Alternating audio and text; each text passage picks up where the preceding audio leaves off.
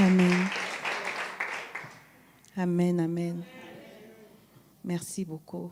Ça fait plaisir de vous voir. Ça fait chaud au cœur.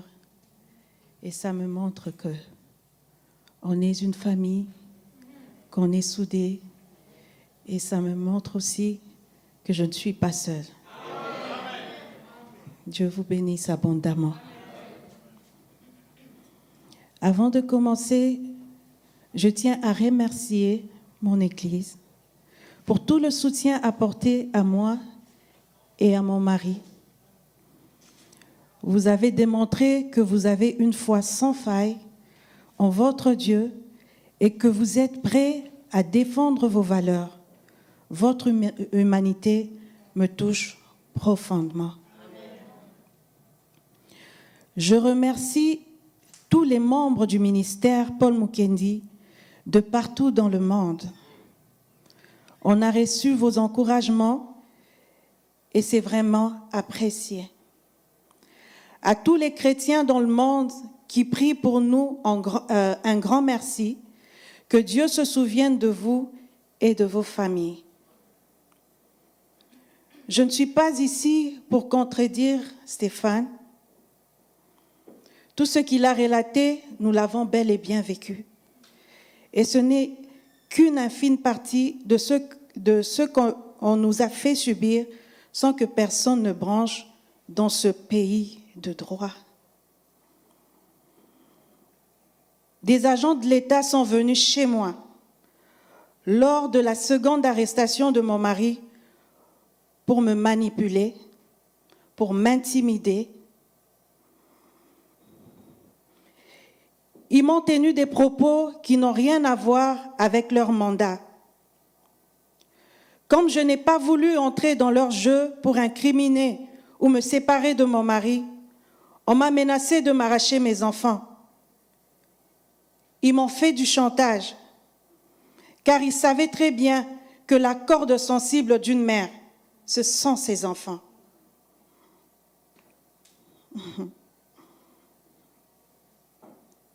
Comme je n'ai pas cédé au chantage,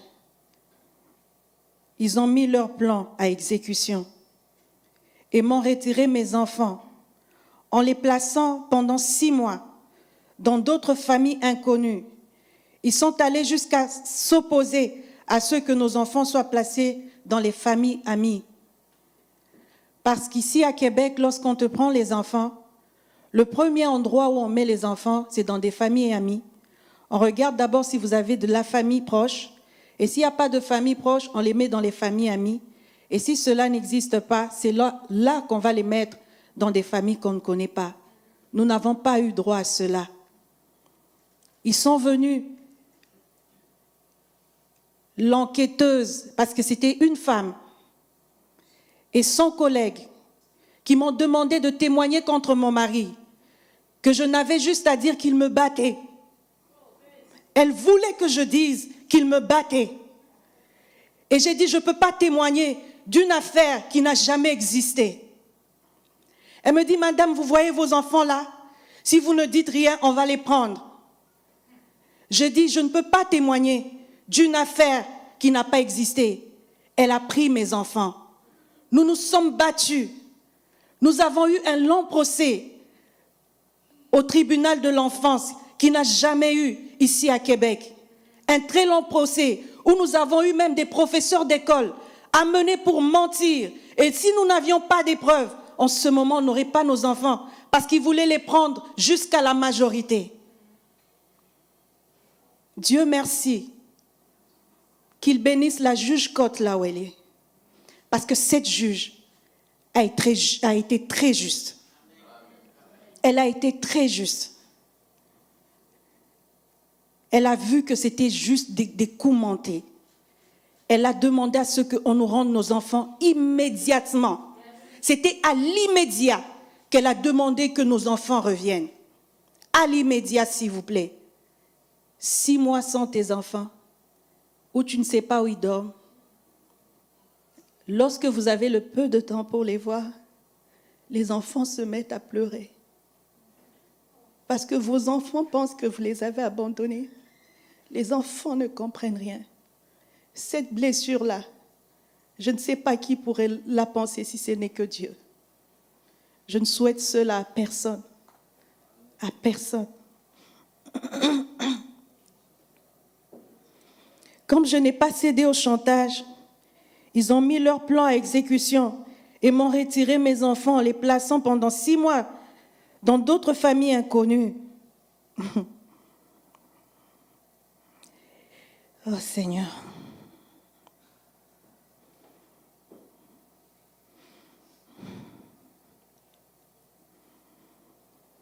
Nous avons eu un procès le plus long.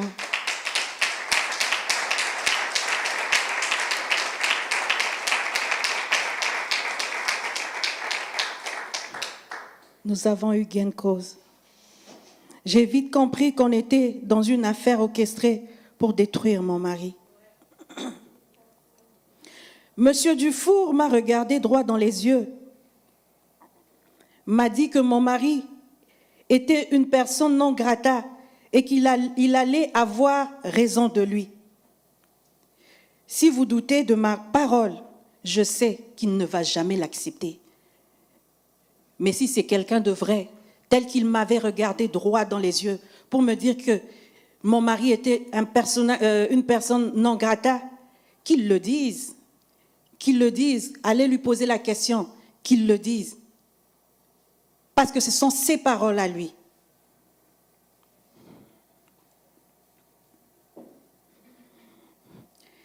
J'ai témoigné de cela même devant le tribunal. Quel que soit ce qu'on disait aux enquêteurs, aux enquêteurs criminels, tout était rejeté du revers de la main. L'affaire était jugée d'avance. Notre version des faits n'était voulue ni par les enquêteurs, ni par la procureure au dossier. J'ai jamais vu une procureure de la couronne, qui représente la couronne, avoir un parti pris. Un procureur de la couronne est censé prendre les deux côtés, écouter et voir si ce dossier devra aller jusque là où ça devrait. Un procureur de la couronne devra être impartial, mais ce que nous avons vécu, c'était un jugement déjà établi. C'était déjà scellé. On a eu une procureure qui était capable de se moquer même de nous, de se moquer de tous les gens qui sont venus nous soutenir. Il n'y avait pas de place de vérité. Pourtant, elle savait très bien que mon mari était innocent. Ce dossier est plein de contradictions qu'une procureure de la couronne, digne de ce nom, n'aurait pas pu ignorer, ni même jusqu'à déposer des accusations. On sentait une haine, une vendetta, un mépris non déguisé. Elle est allée même à se moquer de tous ceux qui osaient s'afficher avec nous et nous soutenir. Dans cette ville de Québec, on a subi de l'intimidation. Si ce n'était pas été Dieu, on aurait eu des crises cardiaques ou des pensées suicidaires. Pire encore, on nous a traités comme si nous ne méritons pas d'avoir ce que nous avons, allant jusqu'à critiquer le fait qu'on envoie nos enfants à l'école privée. Je veux vous dire aujourd'hui que mon mari est un pasteur, mais aussi un chef d'entreprise. Dieu l'a béni. Financièrement, c'est un homme béni. Il n'a à craindre rien. Si je dois utiliser un autre terme, je dirais qu'il est riche. Et il n'a pas besoin de dépouiller les gens pour subvenir à nos besoins. C'est un travailleur et comme tout le monde, il gagne sa vie à la sueur de son front. Sans raison, on nous a fermé tous nos comptes bancaires. On se lève un bon matin. Lorsqu'il voit, parce que Stéphane vous a raconté l'histoire, mais je pense qu'il l'a raconté, c'était pas trop profond. Ils sont venus, ils ont pris mon mari. Et directement, vous êtes endormis, on frappe à la porte, vous voyez des gens qui viennent prendre votre mari, 35 enquêteurs qui débarquent, on l'accuse d'agression sexuelle, On l'accuse et de fraude fiscale. On vient, on nous prend les enfants pour dire qu'il est un mauvais père. Le tout à la fois. Mon Dieu, dans quel pays on est? Est-ce vraiment un pays de droit? Si c'est le cas, montrez-le nous. S'il vous plaît. Le même homme, à la fois, s'il vous plaît. Et lorsqu'on l'a accusé d'évasion, de fraude fiscale, les journalistes en ont parlé, est-ce qu'ils vous ont dit que ces gens-là se sont désistés? Vous n'avez pas eu cette version-là? Vous n'avez pas eu la version que c'est l'UPAC était à la maison, 35 enquêteurs qui se sont désistés. Vous n'avez pas eu la version où tous les chefs d'accusation sont tombés, ils se sont désistés. Et ils n'ont gardé juste une seule pour dire qu'il n'avait pas bien fait sa déclaration de je ne sais pas quelle année et qu'il a eu une amende comme tout citoyen normal. Comme tout citoyen normal. Et les journalistes ne vous l'ont pas dit. Ils ont retourné l'information pour dire qu'il a une amende de je ne sais plus combien, 100 000 ou quoi. Les journalistes ne vous ont pas dit que tout était tombé et que l'amende était due à une erreur. Ils ne vous l'ont pas dit. Pourquoi? Parce qu'ils ont voulu couvrir les 35 enquêteurs qu'ils ont déployés. 35 enquêteurs, on a fouillé ma maison de fond en comble, dans les plafonds, partout. Et quand je suis rentrée dans ma chambre, les deux enquêteurs qui étaient dans ma chambre, l'un d'eux parlait à son patron pour dire « on n'a rien trouvé ». Lorsque ceux de Revenu Québec n'ont rien trouvé, le patron a appelé et l'UPAC a débarqué. Et tous les comptes ont été bloqués, les bijoux ont été pris, les choses de valeur ont été prises. Une seule personne a vécu tout ça. Les journalistes ne vous l'ont pas dit parce qu'il fallait qu'on le présente comme un monstre. Il faut qu'on le présente comme un monstre. Il doit tomber, c'est un voleur. Il est venu voler. Ça fait honte au Québec, ces journalistes. Vous faites insulte à votre pays. Vous faites insulte à votre ville. C'est pas normal ça.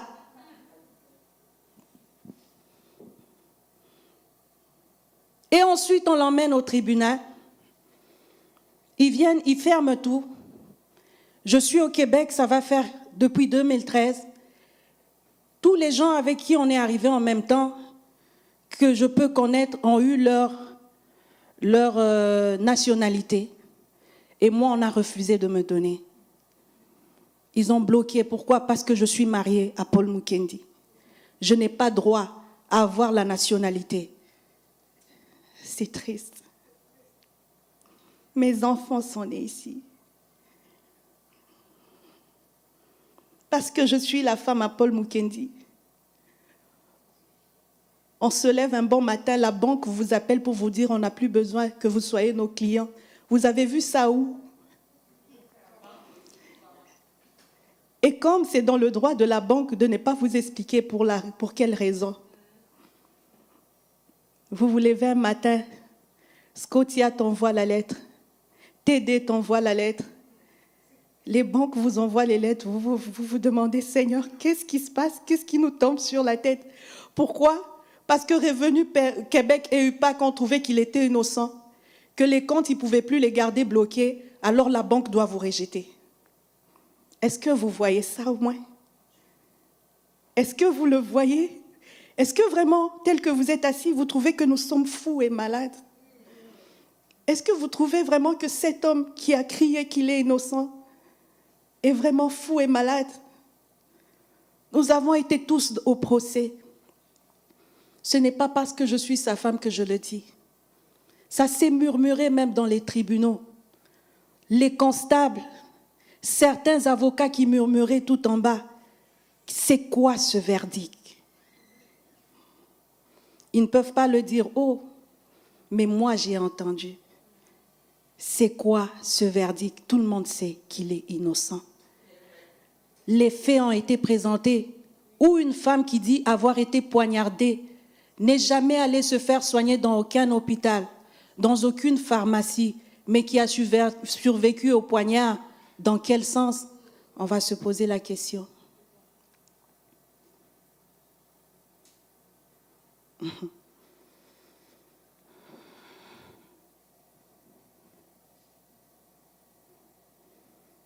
Comme ils savaient qu'ils étaient puissants, il fallait qu'on puisse nous dépouiller. Comme ça, ils ne seraient pas capables de se battre au tribunal. Mais vous avez vu devant vous, cet homme qui a crié son innocence pendant 4 ans s'est battu corps et âme pour le prouver. Et je dis que le Québec a insulté sa propre cour. Ils ont minimisé leur propre juge. La cour d'appel a minimisé le jugement de l'honorable Geneviève Cottenham, le jugement de l'honorable Jocelyn Rancourt. C'est-à-dire que ce ne sont pas des bons. Parce que pour aller en cour d'appel, où 3 juges, en unanimité, disent que tu es coupable et que tu rejette ton appel pour que tu ailles croupir 8 ans dans une prison, alors que leurs collègues disent ceci. La juge Cottenham dit, le 8 juillet 2019, j'estime à ce stade-ci que à ces stades-ci de procédure et sur la foi des informations dont je dispose actuellement, que l'appel n'est pas futile. Sans me prononcer sur le fond de l'appel, l'appellant attaque l'équité du procès et allègue le verdict déraisonnable. Ce moyen d'appel, s'il devait être accueilli, pourrait même mener à un verdict d'acquittement. C'est l'honorable Cottenham qui a dit ça. Juge à la cour d'appel, s'il vous plaît. L'honorable Jocelyn Rancourt dit, en mars 2020, l'appelant invoque un alibi en ce qui a trait à des événements survenus en 2002 et 2003, et que ce même appelant pointait des erreurs de droit qui entacheraient l'équité du procès. Une valeur fondamentale de notre système de justice. Mais cette valeur-là fondamentale n'est pas faite pour M. Paul Mukendi parce qu'il est noir. C'est parce qu'il est noir. Lui n'a pas droit à l'équité. Ce sont les juges de la cour d'appel. Ceux qui ont fait qu'il puisse sortir en prison, qui ont vu qu'il y avait un problème sérieux dans ce dossier. Mais d'où viennent que 3 juges, tout d'un coup, refutent l'appel du révérend Paul Mukendi? Ne voyez-vous pas qu'il y a anguille sous roche? Ne voyez-vous pas? Est-ce que ça demande beaucoup plus d'intelligence?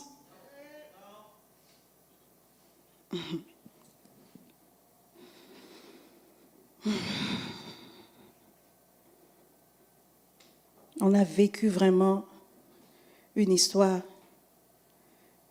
troublante pendant 4 ans.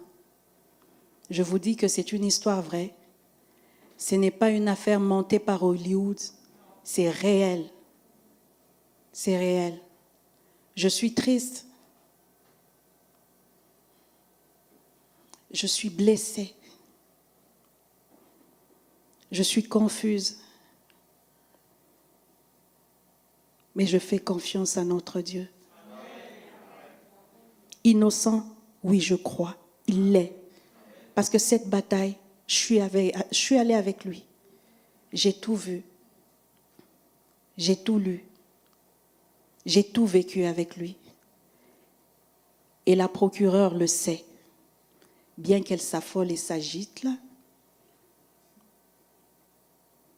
Et celui qui chapeaute toute cette affaire, je vais lui dire, je ne te connais pas. Je ne sais pas pour qui tu es. En ce moment, tu es le puissant.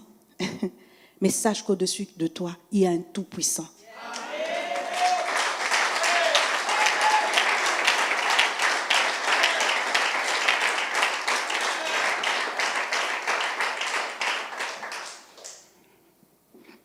mon mari.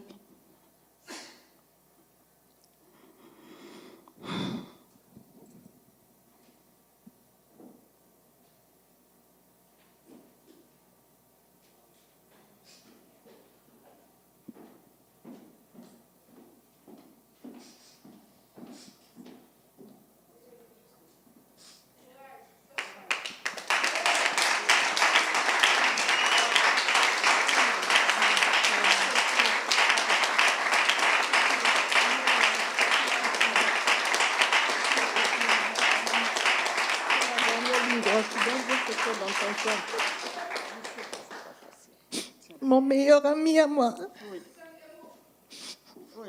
mon amour, si tu m'écoutes en ce moment, sache que j'aurais voulu que tu sois là. Mais face à une telle injustice, je ne peux pas te blâmer. C'est devant tout le monde que cette injustice a eu lieu. Je sais que si tu étais blanc, on ne t'aurait pas abandonné. On n'aurait pas posé des questions. Mais malheureusement, aucune voix ne s'est levée pour toi. Aucun journaliste n'a posé des questions. Les mots d'ordre avaient été donnés. Rien de ceux qui pouvaient te disculper ou te présenter comme un être humain ne devait transparaître dans leurs écrits. S'il y a des journalistes qui écoutent, je vous laisse à votre bonne conscience. Si conscience, il vous en reste encore un peu.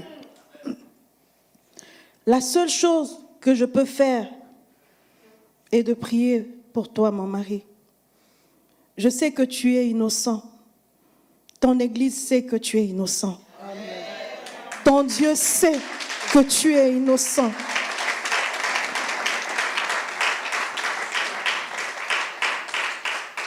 Et même tes accusateurs savent que tu es innocent.